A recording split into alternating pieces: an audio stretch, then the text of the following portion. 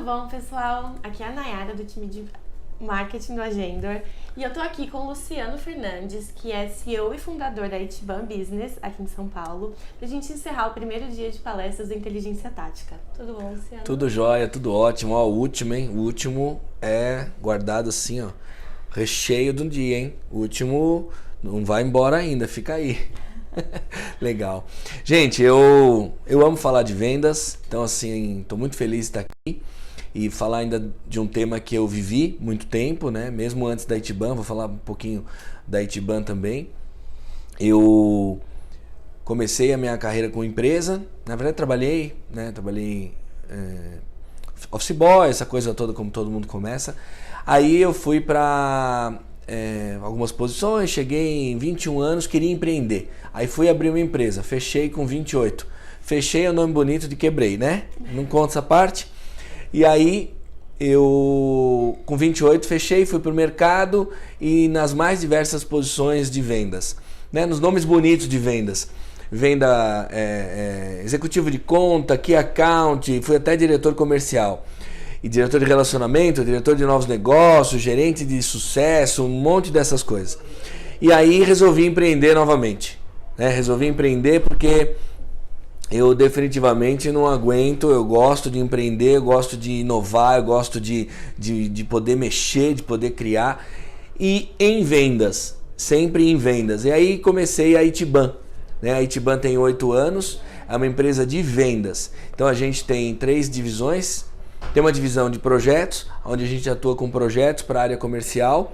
Então a gente entra nas empresas, planeja, reestrutura, desenha processo e vai até a capacitação das equipes. A gente entra às vezes com 8 pessoas num projetos de 1 ano, então estruturando, montando máquinas de vendas e tudo mais. Uma outra divisão são cursos abertos.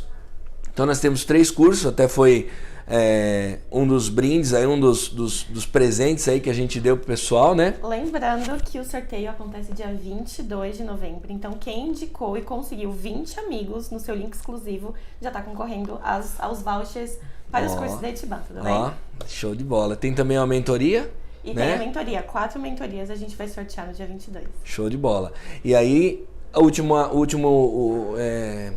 divisão da Itiban, uma divisão de eventos para a área comercial, são eventos de resultado. Então, desde uma convenção de vendas mais completa, até um evento para 10 clientes chaves, com foco em resultado, com foco em venda, antes, durante e depois. Né? Porque um pouquinho de história da Itiban, mais um pouquinho, a minha sócia é minha esposa, querida, beijo para você, e ela cuida dessa parte de eventos, porque ela veio do mercado de eventos, trabalhou em grandes agências de eventos. Então a gente uniu a expertise de vendas com a expertise de eventos, tá? Mas vamos começar, né? Tá bom já? Então vamos falar o quê? De vendas de campo, né? Vamos falar como controlar, como monitorar aí os seus vendedores externos. Show de bola, isso aí. Vamos lá, então. Eu esqueci uma parte, por isso que eu tô com a cola aqui. Uma parte é o seguinte, quem quiser seguir no Insta, o meu canal é Cientista de Vendas, porque sempre tem vídeo, sempre tem alguma coisa legal lá. E no YouTube também, Cientista de Vendas. Valeu, jabazinho, né? Bom, bora lá. A gente sugeriu de falar desse tema porque a gente não encontra muita literatura, não encontra muita coisa na internet sobre esse tema, que em inglês, né, Field Sales, ou venda externa, ou venda de campo, que é realmente o dia a dia do vendedor, principalmente um vendedor de tickets maiores, um vendedor que tenha que visitar o cliente, que não justifica às vezes uma área de inside sales ou totalmente sem contato, né, digital, venda digital e tudo mais. E aí a gente falou de como melhorar, controlar e acompanhar os resultados de um time externo. Primeiro assim, o primeiro ponto que eu queria falar, antes de melhorar, controlar e acompanhar, você tem que saber o que você vai melhorar, controlar e acompanhar. Se você não sabe para onde você vai, como você vai acompanhar? Né? Se você não sabe o que você tem que fazer para chegar, você não consegue acompanhar. Então, o primeiro ponto é um bom planejamento. E não é planejamento de visita, não. É um planejamento mais macro, né? Um planejamento comercial, um planejamento estratégico, um planejamento do processo. Então, esse é o ponto, assim. E o que é um planejamento, né? Por exemplo, estive em uma empresa hoje e conversando lá com eles, mas você acha que mais 3 vendedores, primeira vez que eu fui lá, e o cara me pergunta isso, você acha que mais 3 vendedores seria bom? Eu falei, não sei quanto você quer vender. Ele falou assim, acho que o ano que vem a gente quer dobrar. Quer dizer, dobrar. O cara tem 5 vendedores, ele quer dobrar e pede para colocar mais 3. Então a gente já começa a entrar aí num tema que a gente vai entrar aqui, que é um tema de capacity. Capacity é qual a capacidade do teu time externo, qual a capacidade que um vendedor externo, que uma equipe externa, que uma estrutura externa tem de conquistar clientes. Não é eterno, né? A gente tem realmente um limite para isso. Então a gente pega muito isso nas empresas. A gente vê muitas vezes as pessoas indo fazer, né, os nossos cursos abertos, indo fazer cursos de vendas para vender mais. E o problema está antes. O problema está no planejamento. Né? Eles não sabem nem quantos clientes novos eles querem. Né? A gente teve também numa outra empresa aí que a gente está iniciando o projeto. Eles têm 38 mil clientes na base. Tem 20 anos a empresa. 38 mil clientes. E eles têm, sabe quantos ativos que compraram no último ano? 1.000. E eles estão querendo fazer ações de marketing, blog, inbound, Google, prospecção. Eu falei, pra que vocês estão querendo fazer? Vocês têm 37 mil clientes lá.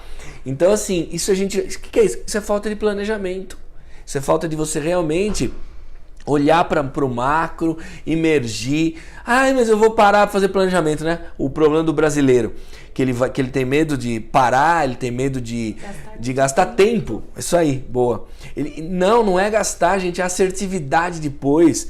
Né? Nessa empresa que eu estava hoje cedo, ele falou assim, eu falei, mas qual é o principal motivo de você estar chamando a Itiban? Qual o ponto principal que a Itiban pode te ajudar? Porque era uma empresa bem madura.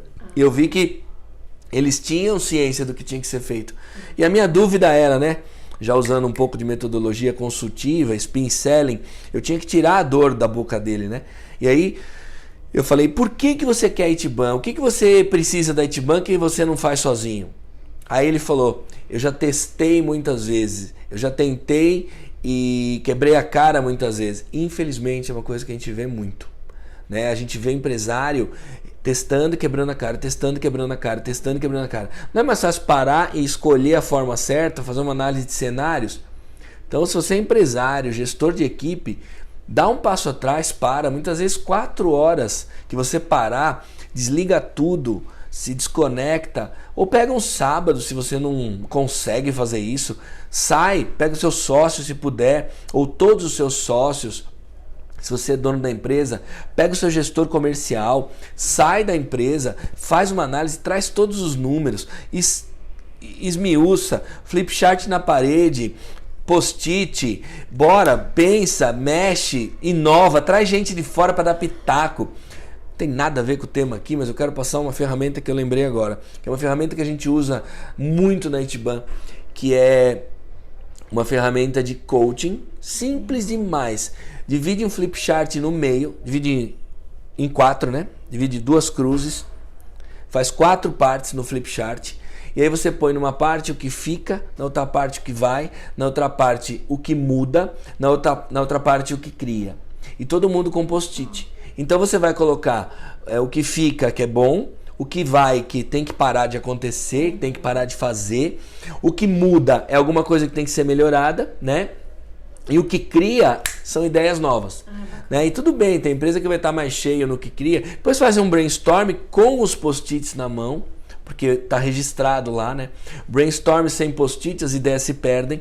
Então você primeiro põe tudo, depois faz o brainstorm. Vocês vão ver que vocês vão encontrar muitos caminhos. Aí volta para os números, imerge nos números e desenha o caminho. Depois você vai para o tema melhorar, controlar e acompanhar, que é o que a gente vai entrar agora, né?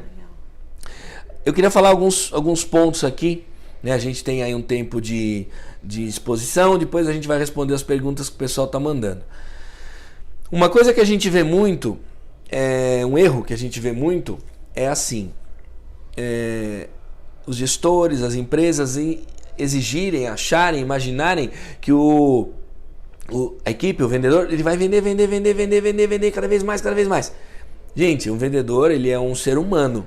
ele tem uma capacidade, que é o tal do capacity que a gente fala em planejamento de vendas, né?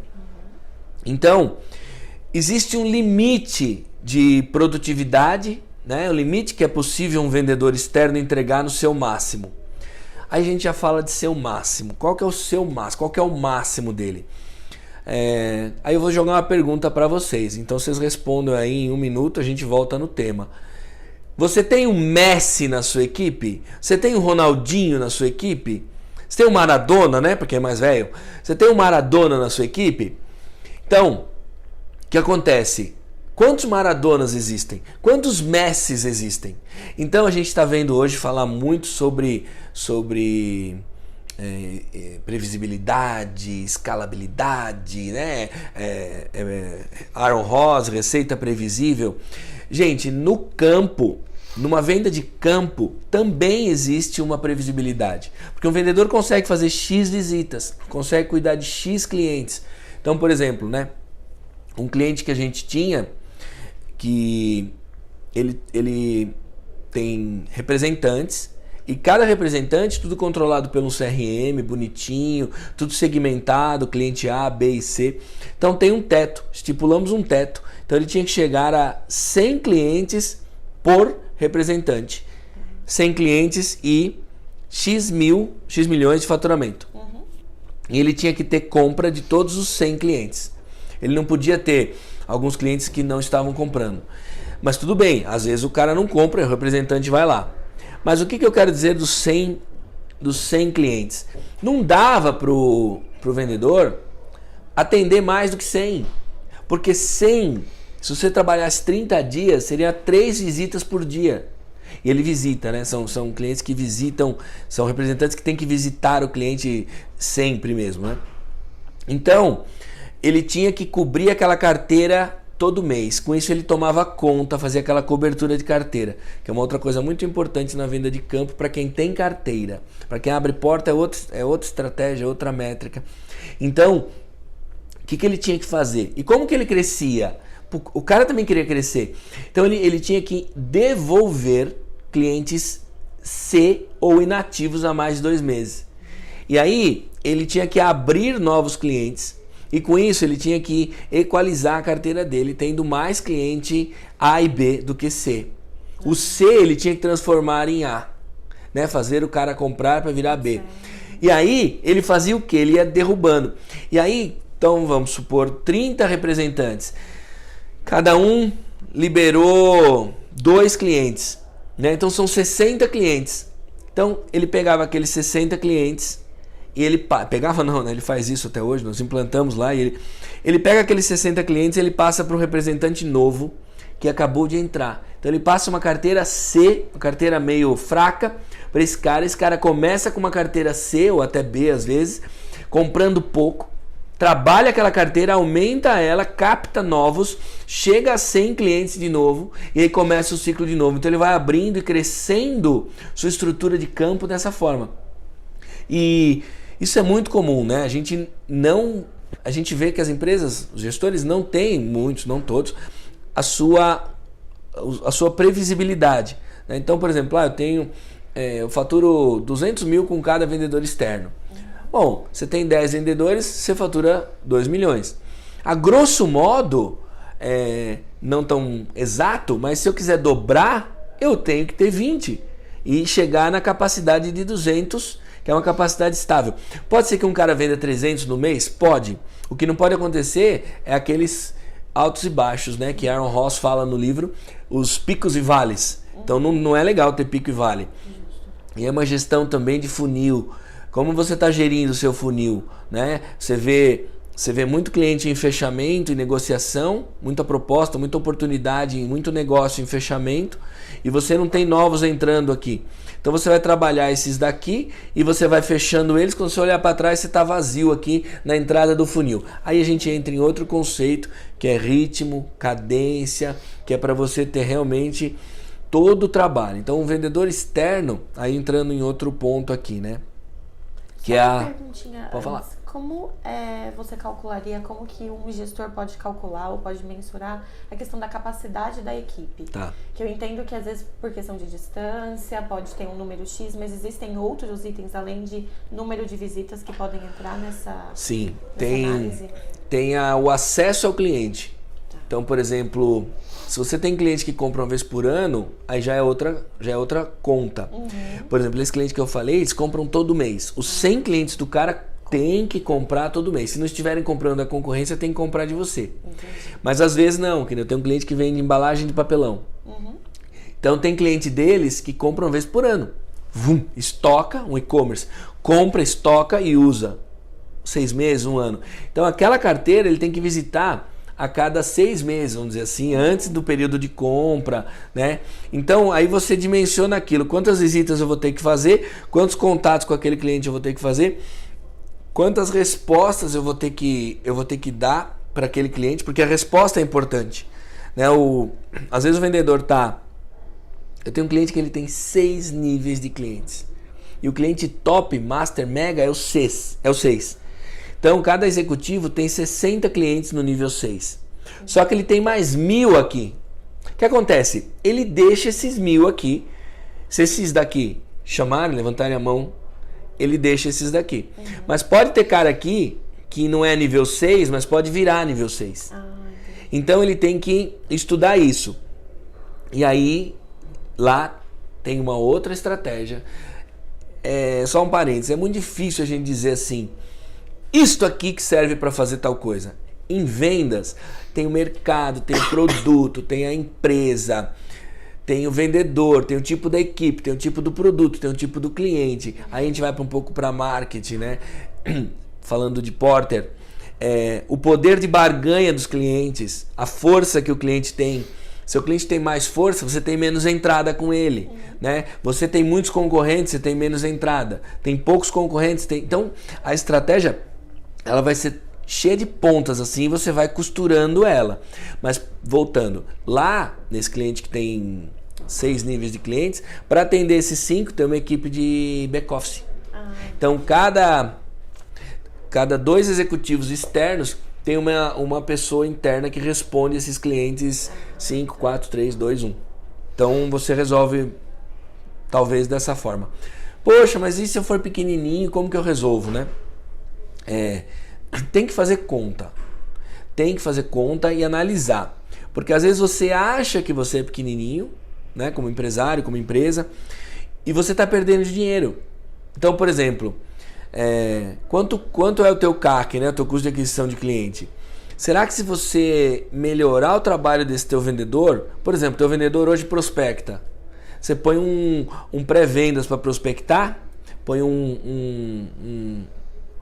uma pessoa antes dele para prospectar e abrir portas para ele, inclusive qualificando o cliente. Põe um assistente. Mas eu vou gastar com assistente. Quanto tempo teu vendedor está parando para fazer proposta? Esse back-office pode fazer. Imagina uma estrutura mais ou menos assim. Aqui está teu vendedor. Antes aqui está o pré-vendas. Então o pré-vendas abre a porta e passa para o teu vendedor. Aí, aqui tem um assistente apoiando o seu vendedor. Esse pré-vendas qualifica, passa para esse. Esse vai na reunião, demanda para ele apoio, proposta, follow-up e tudo, e volta para cá, esse vendedor continua fechando. Após isso tem um pessoal de atendimento, tudo mais. Isso é outro ponto que a gente vê muito. Tô navegando aqui em tudo que eu queria falar dentro disso aqui. Se faltar alguma coisa, você me lembra. Então, por exemplo, a gente vê muito cliente que tem que prospectar, tem que vender e tem que cuidar de carteira. Isso é outra coisa que você pode cuidar e você melhora absurdamente a produtividade e o resultado do teu vendedor, da tua equipe, se for uma equipe maior. Então, muita atenção nos números, nos cenários, né? Faz análise de cenários, simula, se você puder, né, financeiramente falando, porque até tem uma frase que eu uso muito, que é a vida como ela é. Né? Porque na prática, nas teorias é lindo, né? Você olha os blogs por aí, parece que é um mar de rosa. Vai para a prática para você ver. Então, na prática, o negócio é outro.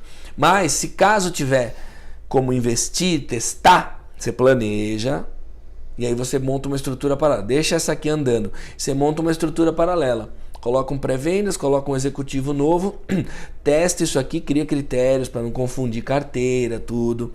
E aí você testa. Funcionou esse novo método, você multiplica para a tua antiga forma, né? Você replica para a tua antiga forma. E aí que você começa a escalar, né? E aí tem alguns pontos que eu quero falar aqui sobre gestor daqui a pouco, sobre quem está por trás, o que faz para controlar tudo isso, porque o desafio é grande, porque a equipe não está na tua frente, o vendedor está lá na rua. Sim. Né? E aí que entra o CRM. Né? Ah, mas espera aí, o CRM é fundamental, é importante, é necessário, não é? É necessário quando tiver essa passagem de bastão, então nem se fala de pré-vendas para vendedor, mais ainda. E se não tiver o pré-vendas, se você só tiver uma equipe de campo, como você sabe o que a equipe está fazendo? Você não sabe. Então, você precisa realmente ter controle, ter histórico. Então tem que saber o que o cara falou. Para você estar gerindo a tua equipe à distância, poder apoiar o cara. Porque nem tudo que acontece, ele vai lembrar de te falar ou vai ter se atentado. Sim. Então na tua reunião semanal com a tua equipe ou na reunião mensal, se for equipe nacional, você encontra o cara uma vez por mês ou não encontra, só por vídeo. Como você controla? Então o CRM é a melhor maneira de controlar, né? Não tem jeito. Mas eu falo sempre que o CRM sem planejamento, sem processo, é como comprar uma Ferrari para andar no sítio. Você vai encalhar. Então não adianta, você tem que ter muita consciência do processo. E tem gente que fala assim, nunca usei nada, eu quero ter um Big Master CRM. Gente, não precisa. Eu costumo dizer, né, eu posso falar isso aqui, porque eu estou aqui na casa do Agendor, mas eu costumo dizer que se você é pequenininho e nenhum Agendor né, você consegue, eu vou falar a real, tá? A vida como ela é. Porque tem gente que tem 4 vendedores, aí você pega o valor por usuário, porra, mas sei lá, X reais, pesa. Tá, se pesa, faz no Excel, mas tem a ciência do processo. Como até brinquei com o Júlio aí, né, o CMO do Agendor agora há pouco. Se você tem ciência do processo e é organizado e disciplinado, tenha no papel de pão. Mas o cara escreve no papel, olha que absurdo. O teu vendedor escreve no papel de pão, tira uma foto pra você e manda por WhatsApp. Você sabe tudo que ele tá fazendo. Você guarda as fotos. Eu tô falando uma loucura aqui. Só para ilustrar que a organização e a disciplina que vai mandar, né? E a gente vê isso. A gente vê instituições. A gente vê empresas que têm master, mega, super CRMs e não anda. A gente vê empresas que têm Excel e anda. Utilizar a ferramenta que está sendo usada pela empresa, que é alimentar o CRM. Né? O CRM pelo CRM ele não vai. Eu costumo dizer uma coisa que porque a gente mexe muito no lado comportamental na Itiban. A gente sempre trabalha, muitos dos nossos consultores são da área de humanas, são coaches, apesar de serem gente de vendas também. A gente diz que o CRM não deve ser alimentado. Uau, tá chocando. Ele deve ser vivido. Você deve estar com ele aberto. Ó, eu fechei tudo aqui por causa de espaço, senão eu ia mostrar para vocês, para poder economizar bateria aqui. Eu ia mostrar para vocês, ele tem que estar aberto. Ele tem que estar vivo aqui. Ou no mobile, se você é uma equipe de campo, tem um CRM mobile, mas ele tem que estar vivo. Esse negócio de vou parar para alimentar o CRM, isso é perigoso. Você não lembra tudo, você não faz, você perde tempo. A gente encontrou uma equipe outro dia que os caras tinham que ir para dentro da empresa para alimentar o CRM, porque não acessava de fora, e eles perdiam 4 horas cada executivo. Mas às vezes o vendedor de campo, até numa cidade como São Paulo, ele tem que voltar para a empresa para fazer isso. Eles ficavam um dia por semana no escritório, é um dia a menos, é 20% a menos da semana, menos de vendas, menos de visita, menos de contato com o cliente. O vendedor tem que estar na frente do cliente. O vendedor não tem que estar alimentando, perdendo tempo. Então, a ferramenta tem que apoiar nisso. Sim. Aí que entra a ferramenta, né? Eu já vi equipes que usavam Google Form para poder lançar, para poder usar. Então, quer dizer, depois eles tiveram, depois a gente chegou, né, para resolver a bagunça, que a gente às vezes pega umas bagunças bonitas. E a gente colocou um CRM, inclusive, acho que foi o Agendor, e a gente organizou isso aí, então eles podiam também acessar de fora, só que o Google Form eles só lançavam, eles não podiam pesquisar. Então, foi um ganho assim muito grande, né? Eu falei um pouco sobre produtividade, falei sobre a capacity. Então, vou dar um exemplo de capacity, né? Você consegue seu vendedor consegue fazer quantas visitas, propostas por mês? Eu consigo fazer, eu só apresento proposta presencialmente. Em ticket maior a gente recomenda que apresente presencial, né? Não envie por e-mail. Isso é uma outra coisa que vale até uma outra live, um outro vídeo outro dia, porque é um tema muito polêmico, mandar por e-mail, não mandar por e-mail. Então, você apresenta presencial, você foi uma vez, investigou o cara, aí você volta, aí você monta a proposta, aí você leva. Você percebe que são 2 reuniões? Quantas dessas? Quantos processos desse seu vendedor consegue fazer? Ele atende por região? Ou ele atende muitas vezes uma cidade e todo o entorno? Ou ele atende por cliente aberto, não é por região? Então tudo isso vai contar na tua conta do Capacity. Às vezes você atende por vertical. Então, o meu cara que atende o mercado de agronegócio, o meu cara que atende o mercado de construção. Esse cara pode ir para o Nordeste, pode ir para o Rio Grande do Sul, pode ficar em São Paulo, pode ir para Goiânia. Então, assim, o tempo de deslocamento tem que ser contado. Então, a Capacity vai diminuir. A quantidade de clientes que ele consegue atender vai diminuir. Tudo isso vai contar, mas voltamos na conta. Então, vamos dizer que seja uma equipe, um cara de São Paulo, que atende clientes em São Paulo e visita. Vamos fazer uma conta aqui. Será que é possível ele fazer 3 visitas por dia em São Paulo? Não sei. Vamos contar com 3. 3 por dia são 20 dias, são 60 visitas. Se ele marca sozinho essa reunião, ele não vai fazer 60. Porque ele vai ter que ligar para marcar. Depois ele vai ter que fazer proposta. Depois ele vai ter que apresentar. Depois ele vai ter que ir numa reunião de novo para negociar. Então, já não dá 60. Vamos reduzir. 2 por dia, pode ter um dia que ele consiga 3, um dia que ele consiga 1, a média de 2 por dia. Legal. 2 por dia são 40 reuniões. Gente, eu vou contar uma coisa para vocês. 40 reuniões é muita coisa. É muita coisa. Eu lembro que eu tinha uma assistente numa empresa que eu trabalhei e a gente também atendia grandes contas e tal. E ela conseguia marcar estourando 20 reuniões novas para mim todo mês. Mas estourando, poucos meses ela conseguiu. Por quê? Por causa da minha agenda. Não é porque ela não conseguia. É porque você não tem, quando o cliente pode na quinta, você não pode. Aí fica para outra. Né? Aí na outra ele vai tirar férias, então fica para outra. Já pulou o mês, já não entra mais na conta do mês. Tudo isso tem que ser calculado. Mas vamos chegar no número aqui de 20 novas reuniões por mês. 1 por dia, mais o tempo de fazer proposta, vamos dizer que a tua proposta seja complexa, mais um tempo de ir de novo, deslocamento, mais a segunda reunião. Então você já está falando de 20 reuniões novas, mais a apresentação, 40, pronto. Aí você tem uma conversão de quanto?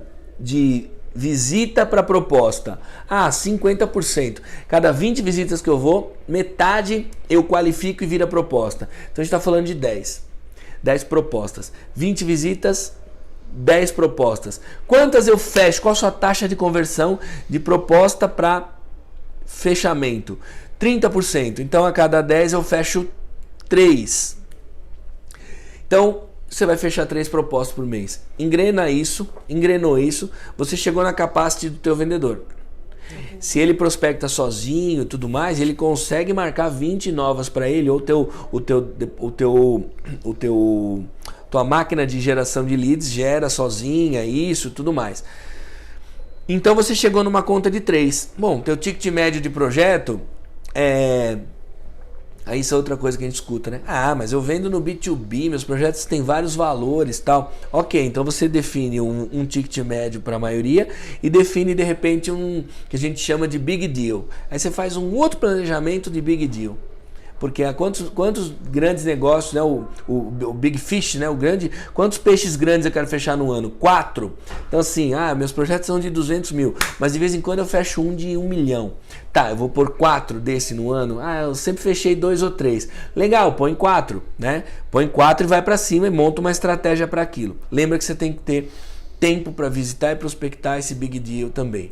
Então tudo é pensado e calculado e vai encaixando como um grande Lego. Esse é o lance, isso que é gostoso na venda de campo, né? Então se você tem três possíveis negócios fechados por mês, 200 mil cada um, você vai ter aí mais ou menos 600 mil. Aí tem um outro fator que é o ciclo de venda. Então o negócio demora 6 meses, você começou no D0, você vai ter 180 dias para ganhar o primeiro negócio. Pode ser antes, porque é ticket médio, né? É ciclo médio de vendas, mas então você tem que calcular isso. Isso é outra coisa que a gente pega. A empresa faz a capacity em janeiro. Você olha para o funil dela tá magrinho, parece um cano, não um funil. E aí ela quer fechar naquele ano, e ela contempla o fechamento a partir do mês seguinte. E o ciclo de venda dela é de 3, 4, 6 meses. Então ela não vai fechar, ela tem que começar a calcular isso a partir de junho, julho. Então isso é outra coisa que também é usada para calcular a capacity. Eu acho que eu consegui, né, passar bastante coisa de capacity, né? Agora aqui, mapeamento do time. Eu vou falar um pouco sobre equipe. Eu falei do Messi agora há pouco. Então todo mundo gostaria de ter um Messi, mas eu não sei se é muito bom. Se você tem o Messi, ótimo. Se você não tem, legal. Lembra? Vou falar agora, né? Lembra do 7-1? Foi 7-1, né? 7-1. Da Alemanha? A Alemanha tem Messi? Não. E a Alemanha fez 7-1. E a gente tinha um craque. E a gente tomou nabo. Então, quer dizer, eu sou muito direto, às vezes, nas coisas que eu falo. E eu sou bem incisivo. Não se preocupe em ter um Messi. Se você tem, ótimo. Mas tenha todo o resto estruturado. E eu vou falar de uma metodologia que o pessoal de RH usa muito. Que é o 10-80-10. O que é o 10-80-10? 10% da sua equipe é fora da curva. Se você tem uma equipe maior, é mais fácil fazer essa conta. 10% fora da curva. 70-80% são os mais estáveis. E 10% às vezes não estão performando e não tem jeito. Eu costumo dizer que todo mundo tem jeito desde que ele queira. E nós vamos falar um pouco sobre gestão e alguns pontos aqui, rapidamente acabando, porque nosso tempo já deu. Nós vamos falar aqui sobre gestão, como melhorar esses caras. Então, qual que é o desafio de um gestor, né? E o RH faz isso, mas muitas vezes o gestor tem que fazer. E RH é isso, né? Recursos humanos é o gestor que faz, não é o departamento de RH. Então, o teu trabalho é melhorar os 10% que estão ruins, tentar salvar antes de demitir, porque demitir é fácil, contratar é difícil. Então você tem que pegar os caras e passar os caras para massa, para grande massa. Você tem que domar o teu Messi, porque o Messi sempre é o estrela.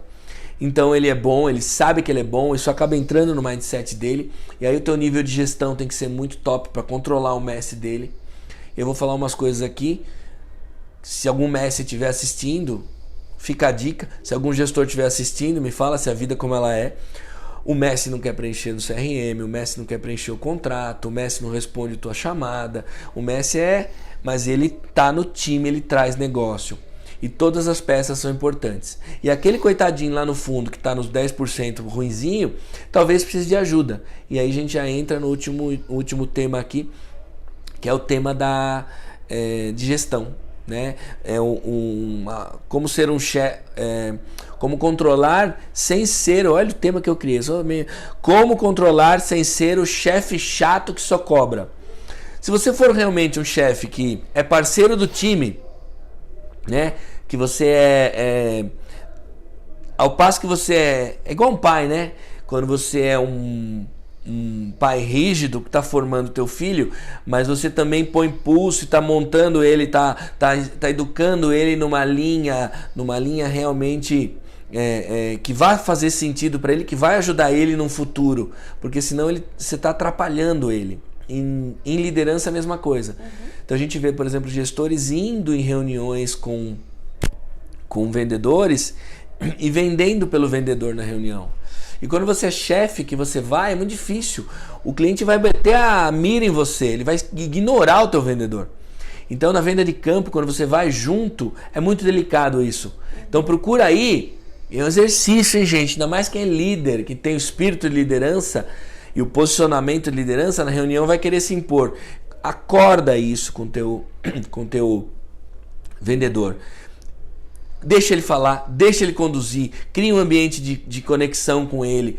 Não toma conta da reunião. Porque você não vai ver como ele vende. Você foi com ele para ver como ele vende. E talvez para dar um último pitaco ou para chegar na frente do cliente e o teu vendedor poder falar: trouxe o meu diretor, trouxe o meu chefe, trouxe o meu gestor, trouxe o meu gerente.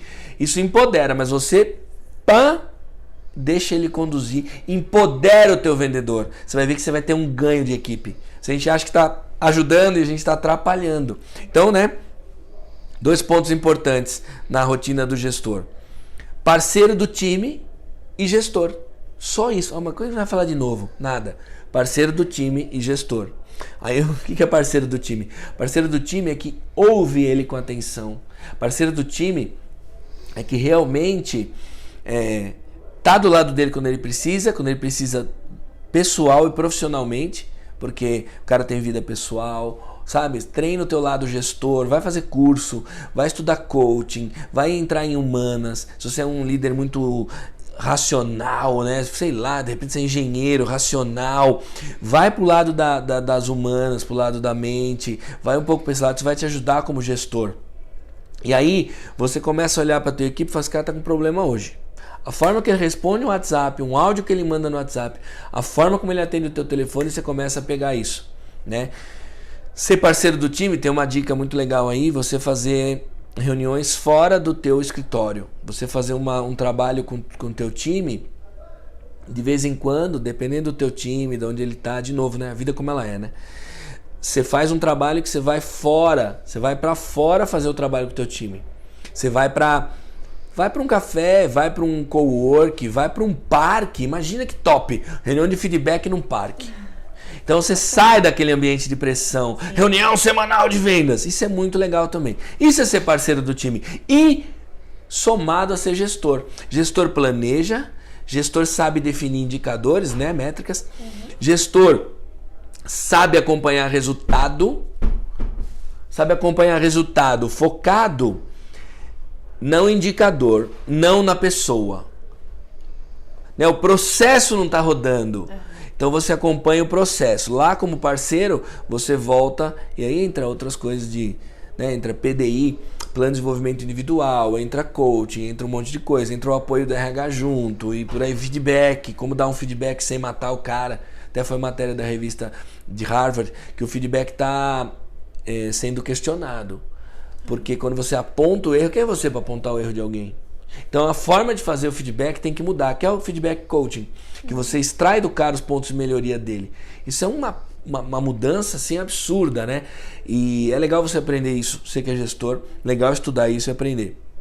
E acompanhar o time, acompanhar pessoa indicador. Então assim, a gente falou sobre engajar o time, sobre mapear o time, então engajar na rotina do gestor, né? Uma coisa sobre engajar: você pode engajar um time com um processo bem definido, indicadores bem definidos, meta bem definida e gestão. Então esses 4 pontos você consegue engajar o teu time. Né? As pessoas falam: mas como que eu engajo? É só isso, não tem segredo. Se o cara não for uma pessoa, se ele não estiver alinhado, se ele não for uma pessoa que está alinhada com a tua empresa, com a tua filosofia, aí é outra coisa. Mas cuidado também para você não achar que ele não está alinhado com a tua filosofia e na verdade ele não está batendo o teu santo com ele. E aí entra uma coisa muito delicada. Você como gestor, você tem uma equipe de 70. Puta, não bateu o santo com um. Eu mando embora ou eu que tenho que mudar? Então fica uma reflexão aí para quem é gestor. Porque time de campo, gente, é o parceirão. Se você é gestor no time de campo, os caras estão lá longe fazendo o trabalho. Você tem que ter gestão como resultado disso. Então é isso, né? Agora vamos abrir para perguntas. Vamos começar as perguntas, então. Luciano, qual que é a métrica mais importante para analisar um time externo? Você já falou de algumas métricas, de alguns indicadores, mas qual que você considera assim, a mais importante na hora que a gente está pensando em performance de time de campo? Então, de novo, né, a gente vai complicar as respostas de novo só para poder... É porque assim, eu não posso ser leviano aqui, a gente... tem um monte de gente assistindo, tem gente aí que pode ser que pegue uma coisa que eu falar e vai implantar na sua empresa. Então eu quero deixar uma coisa bem clara. Eu vou falar algumas métricas, mas a sua empresa tem que ter a sua métrica. porque talvez não faça sentido uma ou outra. Então, assim, não é muito correto dizer qual a métrica mais importante, né? Você que perguntou aí, algumas importantes eu posso dizer, mas depende do teu processo, da tua estratégia, do teu objetivo, do teu gestor, da sua gestão, da sua forma de gestão e do seu time, do produto que você vende, do teu mercado. Olha só que complicômetro. Acho que vendedor devia ganhar mais que todas as profissões, tá? Como dizia Philip Kotler, as áreas mais importantes da empresa são marketing e vendas, as outras são custo. Foi Philip Kotler que falou, não fui eu só repito. Brincadeira. Eu anotei aqui algumas. Então, por exemplo, cobertura de carteira pode ser uma métrica. Como eu falei, o cliente tem 38 mil clientes, né? Um cliente nosso tem 38 mil clientes e 1.000 ativos compraram no último ano. Gente, não é possível. Tá, beleza, dos 37 que sobraram, quantos já fecharam? Quantos não estão mais comprando aquele produto? Mas, caramba, será que é muito? 37 mil ainda, né? Então, tem que medir, tem que mapear a carteira. Tem que definir a carteira do cliente, a carteira da equipe. Você define a carteira e vendedor não solta a carteira nem por reza brava. Pegamos um cliente outro dia que um vendedor tinha 12 mil clientes e era inside sales. Eu falei para ele, como que você faz follow-up? Ele falou, eu faço. Eu falei, então, divide 12 por um ano. Quantos clientes ele faz? 12 mil por 12. 1.000 clientes por mês para você fazer follow-up? Bem, você passa um ano e você não fala com todos. Aí ficou olhando para mim assim. Então, tem que ter essa conversa com a equipe e tal. O cara às vezes nem percebe isso. E coloca critérios justos. Ó, o cara que não comprar mais de 6 meses, a gente vai tirar da tua carteira e vai passar para um SDR esquentar ou vai dar para marketing esquentar esse cliente. Né? Um outro indicador que eu acho assim simples e direto, número de propostas. Poxa, o seu vendedor tem 10% de conversão. Cada 10 propostas ele fecha uma. Você mede isso no histórico. Então, significa que se você quiser fechar 3 propostas no mês, ele tem que emitir 30 propostas. Então, o indicador muito simples é número de proposta. Mas cuidado com a sua empresa, com o processo da sua empresa. Tá? Estou falando aqui alguns indicadores, mas como eu disse no começo, depende do teu processo, da tua métrica. Outra coisa, número de novos clientes abertos. Então, número de novos clientes, número de novas visitas, a relação de visita para cliente. Você vai começar a ver coisa tão legal quando você começar a medir esses indicadores. Olha, o Joãozinho faz 40 visitas novas, abre 15 clientes por mês. O Pedrinho faz 8 visitas novas, abre 2 clientes por mês. Qual será o segredo? Perna no chão, bem. É visita. Então você vai começando a criar indicadores, visitas a novos clientes cadastrados no CRM. Então não pode abandonar as outras métricas, né? Porque aí entra outra divisão. Teu vendedor é Hunter, ou ele é Hunter e Farmer, ou ele é Farmer. Né? O seu cliente compra recorrente, né? Um LTV longo, ou ele é um cliente de uma compra só, ou de um período só. Então tem tudo isso para você definir sua métrica. O que mais? Próxima pergunta. Das ferramentas, bom, você já falou, mas só pra gente reforçar, de todas as ferramentas que existem no mercado, alguma que você considere indispensável para um time de vendas externas? CRM. Não é porque eu tô aqui não, né, gente? Na casa do Agendor, mas realmente, de todo esse monte de ferramenta que tem hoje, o CRM para equipe de campo eu acho ainda o mais eficiente, né? E ele tem que ter, claro, né, óbvio, para a equipe de campo ele tem que ter acesso mobile. Então, a ferramenta mais eficiente, a pergunta é se existe alguma... Qual você considera indispensável? Então, eu considero a ferramenta CRM. Agora, qual CRM? Aí vixe, gente, tem, né? Eu vou falar para vocês, é o Agendor, né? Agendor, não é brincadeira. Você tem que ver o teu processo. Claro. Você pode ter cliente, por exemplo, você pode ter uma situação, por exemplo, que tenha uma área de CS, de Customer Service, e tem CRMs que já tem uma funcionalidade de Help Desk. Então, às vezes, faz sentido para você, sem querer puxar a sardinha para o Agendor. Conheço o Agendor, uso o Agendor, adoro, mas vamos ser, né, profissionais aqui. E como eu disse, papel de pão pode te ajudar, mas o papel de pão na rua vai demorar para você marcar e tudo mais.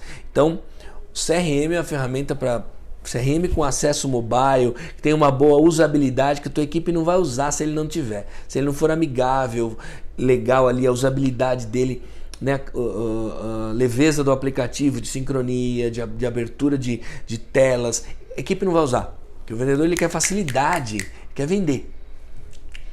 E quais você acha que são os principais desafios da venda externa em relação à venda interna? Os desafios da venda interna. 3. Controle da equipe, padronização e produtividade. Por quê? Controle da equipe. Tá longe, né? Estão longe, você não sabe o que eles estão fazendo. Você tem que confiar neles. Você tem que saber que ele está cobrindo a carteira, você tem que saber que ele está abrindo o negócio, você tem que saber que ele tem disciplina, que ele não está falando abobrinha na frente do cliente. E como você faz isso, você vai fazendo acompanhamento com ele e tudo mais. Você vai fazendo até um NPS, né, o Net Promoter Score. Você vai fazer um trabalho de pesquisa com os clientes, você vai junto com ele em algumas reuniões, não tem jeito, você tem que estar perto ali. Padronização. Todos fazem igual? Ou você tem o Messi, que é um craque, mas você tem que dar a bola no pé dele? Nos outros não, os outros seguem o processo e o Messi faz diferente. Cuidado com isso. Então um desafio é padronizar. E o outro, produtividade, né? Produtividade, como que todos eles chegam no máximo da performance. Não é na alta performance. Gente, porque a alta performance você não consegue estar na alta performance o tempo todo. Né? Vocês são vendedores de alta performance, vocês estão vendedores de alta performance, mas a alta performance é o máximo da performance que você consegue, que é o que eu falei no começo, né? O máximo da produtividade, o limite da produtividade. Então, resumindo essas 3, controle da equipe, padronização e produtividade são os 3 desafios que a gente encontra aí. Certo. Você tem dicas para reduzir o tempo de deslocamento dos vendedores entre um cliente e outro? Tem alguma dica nesse caso? Tem. Isso aí principalmente nas grandes cidades, né? nas grandes metrópoles, mas, por exemplo, uma boa rota. Tem cliente que tem a rota e tem cliente que agenda a reunião. Quando você tem rota, você monta regiões que são próximas. Quando você tem visitas, você monta a visita, que nem, por exemplo, uma coisa que a gente sugere sempre, você põe lá na tua agenda do Outlook ou na agenda que você usar, no e-mail, no Mac, onde você quiser, você tem lá segunda, terça, quarta, quinta e sexta, né? Então você põe em cima o dia, o local que você vai estar. Uhum. Então, por exemplo, segunda, São Paulo, terça, Campinas, quarta, São Paulo, quinta, São Paulo, sexta, back-office, escritório. Isso já te ajuda a marcar mais rápido reuniões e encher. Senão vai acontecer e deve acontecer com você, porque a vida como ela é, apesar de a gente procurar fazer isso, às vezes acontece. Você deixou Campinas na terça e aquele puta cliente que você está querendo de São Paulo marca com você na terça. E você marcou um de manhã em Campinas. Então você vai para Campinas, volta para São Paulo e faz a reunião do outro. A vida como ela é. Mas é bom evitar. E aí tem uma coisa de posicionamento que também vale uma outra entrevista aqui só para falar de posicionamento do vendedor. Tem que dizer não. O teu cliente vai gostar quando você se posiciona. Uma crença do vendedor é achar que eu não posso dizer não pro meu cliente. Se eu falar para ele que eu não posso terça, eu não posso quarta, que eu só posso outra semana, ele vai comprar de outro. Engano seu. Isso é um gatilho mental. É um gatilho da escassez. Puxa, essa empresa é tão boa que eles estão cheios de cliente. Então inverte, né? É um posicionamento diferente mesmo. E uma outra coisa é você montar suas visitas no contrafluxo. Então tem gente aí no Brasil todo assistindo, mas, por exemplo, você imagina uma capital e uma cidade vizinha. De manhã todo mundo está vindo para cá. E você marca a reunião aqui. Todo mundo está vindo e você está indo no contrafluxo. Então você vai demorar 20 minutos para ir, quando todo mundo está vindo para cá, demorando 1h30. Isso é uma diquinha super simples que funciona em campo também, né? Então, mapeia o fluxo. Pô, vou para lá eu posso ir. Então, quando você está falando com o cliente, aí que tá, né? Aí vem o planejamento. Se antes de ligar para o cliente, onde é o cliente, aonde ele está e não sei o que, Google Maps aberto na tua frente, se você estiver no escritório, se não tiver, a vida como ela é, põe o fone, olha no Google Maps no celular, esse controle, esse planejamento é muito importante. E uma outra coisa, reduzir o tempo de deslocamento tem também aumento da produtividade. Quero falar uma coisinha aqui porque não sei se vai ter pergunta sobre isso. Você imagina se você marca uma reunião 3h30 da tarde. Matou tua tarde. Se você marcar uma reunião às 2h, você pode sair do cliente 3h30 e você consegue fazer outra 4 ou 5. Você consegue fazer 2 reuniões à tarde, depende do deslocamento, né? Se for num extremo da cidade e outra em outro, não. Mas isso também é outra dica. De manhã é a mesma coisa. Dependendo de onde você vai, né? Da onde do deslocamento da sua casa para o cliente, você marca 8 da manhã. Porque é como se você chegasse na empresa às 8, você chega no cliente às 8. Ah, mas se o cliente não tiver, ok, a vida é como ela é. Mas se o cliente tiver e ele puder, você marca 8, 8h30, 9. Você sai do cliente 10h30, ainda dá tempo de marcar outro, talvez às 11. Então você dobrou a tua capacidade. Bacana. E, essa aqui ela é mais específica. Preciso reduzir consideravelmente o CAC da minha empresa, mas não quero migrar para um modelo de vendas internas. É possível fazer isso mantendo Field Sales? Então, assim, de novo, né, que tem que entender o contexto. E aí essa é uma pergunta cabeluda. O cálculo do CAC, ele não envolve só o custo do vendedor. O cálculo do CAC envolve custo de marketing também. Então tem que ver se não tem como reduzir alguma coisa de marketing para reduzir esse CAC. Mas o segredo está na eficiência do time externo, né? Então, por exemplo, uma coisa que a gente fala é a eficiência do time, qualificação, segmentação. Então, eu tenho lá, estou percebendo que meu time está fazendo, um vendedor está fazendo por mês lá 14 novas visitas e está fechando 2. E aí eu tenho outro vendedor que está fazendo 10, está fechando 3. Emerge e entra e olha por que aquele faz 14 e fecha 2, que ele faz 10 e fecha 3. O que pode estar acontecendo? Uma das coisas. E se não for isso, isso ajuda muito. Você pode ser conversão do vendedor, pode ser técnica do vendedor, pode ser que ele está indo no cliente errado. Se ele está indo no cliente errado, uma boa segmentação, né, um ICP, uma definição clara de quem é o melhor cliente e uma qualificação antes para você não ir para o cliente. Claro. Porque não adianta você ter o ICP e ir para o cliente. Você tem que ter o ICP, isso é muito confundido. Você tem uma boa segmentação, né, o ICP, o perfil ideal. Você tem o perfil ideal, segmentação ideal, mas você vai quando o cara te chama. Nós é um projeto, uma grande empresa, não posso falar o nome, e a equipe deles visitava cliente sem potencial a 200 quilômetros e mandava a proposta por e-mail para cliente A. Então, a eficiência, o CAC, boom! O CAC sobe, a eficiência cai. Então, isso é uma grande coisa. Segmentação pode ajudar realmente. E a última pergunta aqui é... Bom, a gente já passou por isso, mas só para reforçar também o ponto. Como fazer um bom acompanhamento do time de vendas externas sem ficar em cima dos vendedores o tempo todo e ficar com aquela coisa do chefe que cobra e que vigia, né, o time de campo, que a gente vê muito vendedor que tem mesmo até uma resistência com a tecnologia por isso. Então, resistência à tecnologia e muitas vezes resistência ou falta de processo.